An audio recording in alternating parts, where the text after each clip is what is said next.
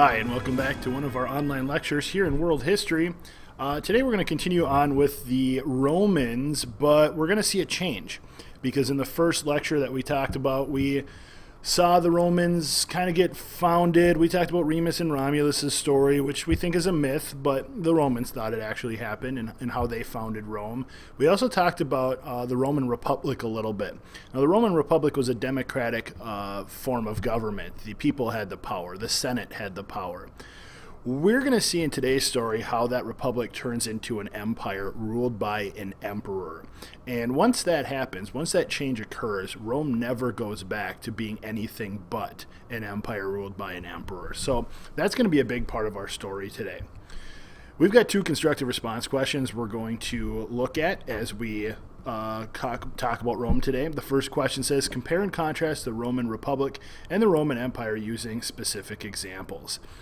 Certainly government is going to play a big role in that as a contrast, but of course, in terms of how the Romans operated, they're still Roman, whether they're the Republic or the empire, and so we're going to see a lot of similarities there that we can use. For example, they speak Latin, they worship the Roman gods that used to be the Greek gods, things like that. So that's a question that we can actually build upon as we progress through this unit. The second question says, classify the contributions the Romans made to the cultural advancement of the world. And this question is just going to pop up over and over and over again in our unit because the Romans did a lot of great things. They built a lot of great things. And so whether it's a Colosseum that they built or something to do with their law or roads or something like that, those are all advancements that the Romans provided. So there's no way we can answer that question in one lecture. We're just going to keep revisiting it over and over and over again. So what are we going to learn in today's lecture specifically? Well, we'll talk about the decline of the Roman Republic. We'll look at why that form of government starts to die out and why an empire or rule by one emperor becomes a possibility. And a lot of that has to do with Julius Caesar's story, so we'll look at the rise of Julius Caesar. We'll also take a quick look at some of Rome's best emperors, just to kind of get an understanding of how they were able to use their power for the good of the empire. But we'll also talk about the power and the accomplishments of the Roman Empire. This will help us answer our second constructive response question. Okay, setting the stage. With the defeat of Carthage in the Punic Wars, Rome was proving to be the biggest and most powerful civilization on the Mediterranean. And this map's pretty small, but it gives you an idea. So Carthage was just south of Rome, right here in Africa.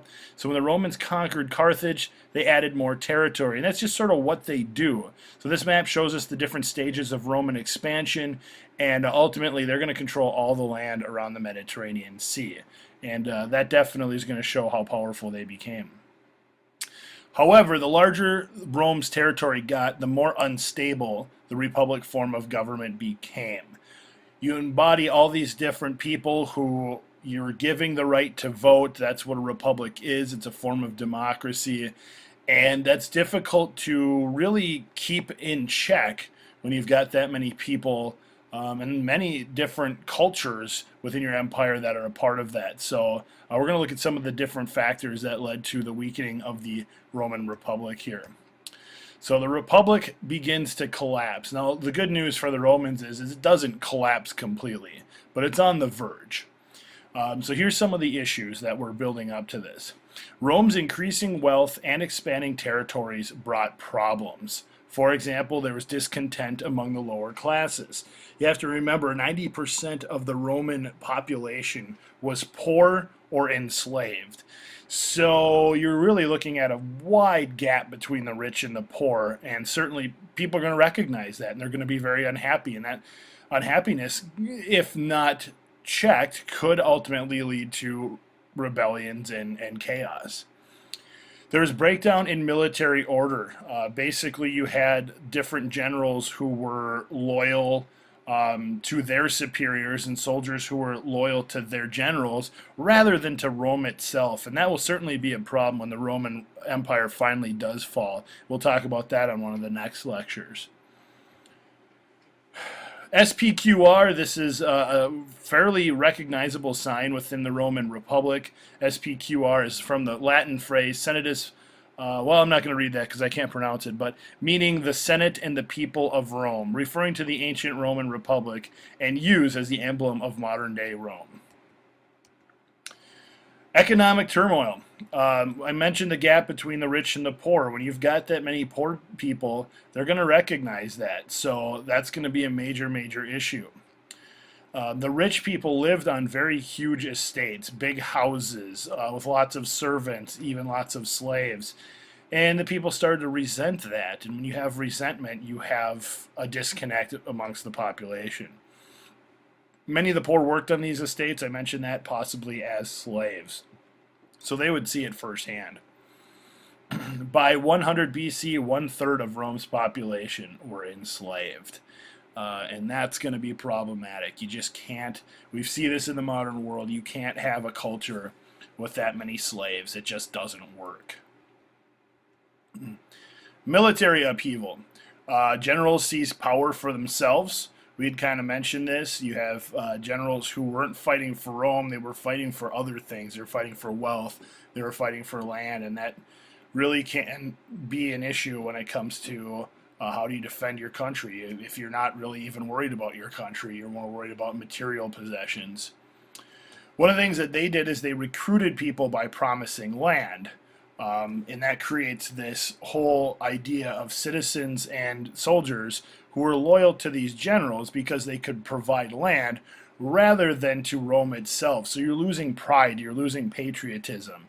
And if you're ever called to fight, people are more likely to run away than stand and fight for their empire, and that's a problem. So that brings us to Julius Caesar. Julius Caesar is going to be kind of a game changer in all of this.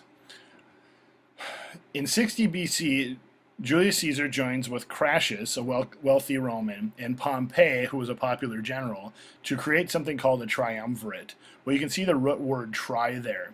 And actually, we can see all three of these guys in this image here as the first triumvirate. A triumvirate is simply a group of three rulers. Like I said, the root word tri there means three. Now, they ruled together successfully for 10 years. But what often happens in these kind of situations is some of them start getting hungry for more power. And that's exactly what's going to happen here. It's just another image. If you want, you can certainly pause and take a look at this. But here's our three rulers of the first triumvirate: Caesar, Pompey, and Crassus. Now, Caesar takes power.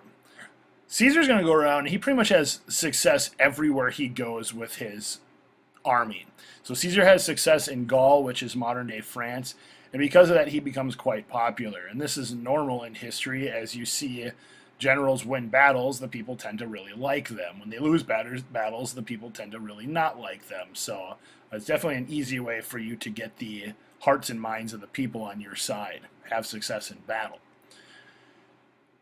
Now, Pompey sees this as a problem. He goes to the Senate and says, hey, we have to be very careful here because Caesar's getting too powerful.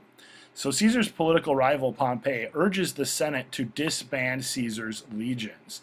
And remember, legions are groups of 5,000 soldiers, and Caesar had a few of them. So he had a pretty formidable army.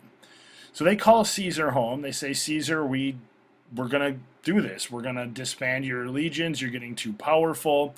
And Caesar doesn't like this. So Caesar defies the Senate and marches right into Rome. He takes his soldiers and he marches right on his own people to sort of make a point. When he does this, Pompey flees. Naturally, Pompey is the one who orchestrated this. And in a way, Caesar's kind of coming after him. So Caesar goes and chases Pompey around. Pompey had troops as well. Caesar defeated Pompey's troops all over, in Greece, in Asia, in Spain, in Egypt. Every time just making his power that much more solidified. So Caesar is definitely kind of the man for the job here. And this triumvirate is becoming very quickly a two-person triumvirate rather than three, as Pompey is getting defeated by Caesar. Julius Caesar returns home in 46 BC, and the Senate likes him so much at this point, they appoint him dictator.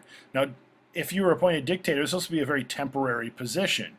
6 months or a year is all it was supposed to last, and then you couldn't have the job again for another 10 years. But they changed this with Caesar, because 2 years later, Julius Caesar in 44 BC is named dictator for life. Now, you would think, by definition, Mr. Sagan, if we've got a dictator for life here, that is an emperor. That is a one-person show. They should be an empire right now. And the answer normally would be yes, but we have to look at what Caesar does with his power that doesn't quite get us there.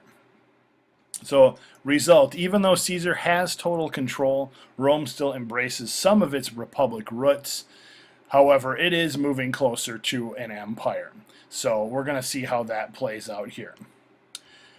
But Julius Caesar's not really that bad of a leader. Let's take a look at some of the good stuff he does. I mean, he is an absolute ruler, but he also expanded the Senate. It means he's got total control, but he's giving some of it to this elected body that existed under the Roman Republic. So that's why it's not an empire yet, because we still have that Senate.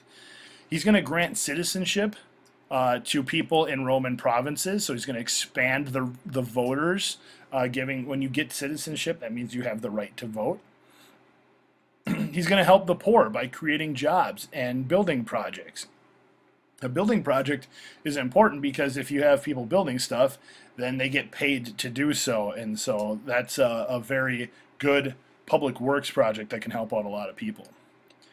He increased pay for soldiers. I mean, he was a military man. Of course, he's going to help out the soldiers. They loved him for this. But then we have a very famous Shakespeare line called "Beware the Ides of March." Basically, that's saying something bad is going to happen in March. Many nobles and senators expressed concern over Caesar's growing power, success, and popularity. They feared they were losing their influence. I mean, you think about it. If one guy is really taking total control of a country, those who used to have power, they might be senators, they might be wealthy people, their voice in government is going to become less and less important. So that was definitely the case here. Others were considering Caesar a tyrant in the negative way, not the Greek word tyrant, which just meant ruler of a city-state. They're actually looking at him as kind of a harsh leader, and there is some evidence to suggest that there was some truth to that. So many felt that Rome would suffer due to his ego, and so a plan was hatched, and ultimately Julius Caesar had to go. So Julius Caesar is stabbed to death in the Senate by a gang of senators led by a buddy of his, Marcus Brutus and Gaius Cassius, on March 15th, 44 BC. So here's just a fun image. Beware the Ides of March. Beware them. Another image of Caesar being stabbed to death in the Senate. Really no point to this other than Caesar salad. Really? Certainly Caesar's name has lived on. If you've ever been to Las Vegas, you've got Caesar's Palace in Las Vegas. If you've ever seen The Hangover, you can immediately know what scene I'm talking about when Alan asks if Caesar actually lived there. So Caesar has really become a major part of even pop culture. I mean, we still talk about Julius Caesar here, just a shade over 2,000 years later. That's going to bring us to Octavian, his adopted nephew. But we're going to get to him in part 2, so we're going to end there right now. So go ahead and hit stop and then queue up part 2, and we'll continue on with some information on Octavian, some other really good emperors in Rome, and some more culture of the Romans. So we'll talk to you then.